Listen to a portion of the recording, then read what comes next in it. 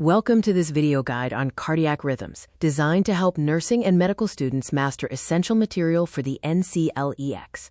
We will cover 11 high-yield rhythms and AV blocks.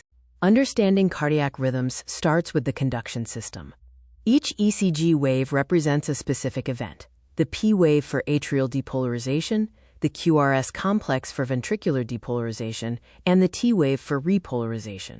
Sinus bradycardia is identified by a rate under 60 beats per minute. Causes include athleticism or beta blockers. Treatment for symptomatic patients often involves atropine or a pacemaker.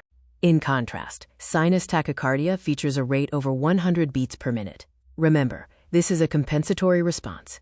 Your focus should be on treating the underlying cause, like pain or fever. Supraventricular tachycardia presents with a rapid rate of 150 to 250 beats per minute. Treatment follows a ladder approach, starting with vagal maneuvers, then adenosine or cardioversion if needed. Atrial fibrillation is characterized by an irregularly irregular rhythm and no distinct P waves. Because blood can pool in the atria, there is a significant stroke risk requiring anticoagulation.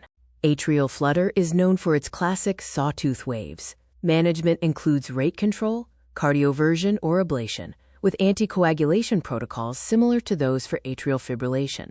A junctional rhythm occurs when the SA node fails and the AV node takes over as the backup. The rate is typically 40 to 60 beats per minute, with absent or inverted P waves. First-degree AV block is generally benign. It is defined by a PR interval greater than 0.20 seconds, meaning every P wave conducts to a QRS, but with a slight delay. Second-degree AV block has two types: Mobitz I, where the PR interval lengthens until a beat is dropped, and Mobitz II, which is more dangerous because it involves randomly dropped QRS complexes. Third-degree or complete AV block is a medical emergency. The atria and ventricles march independently. Atropine is ineffective here. The patient requires immediate pacing.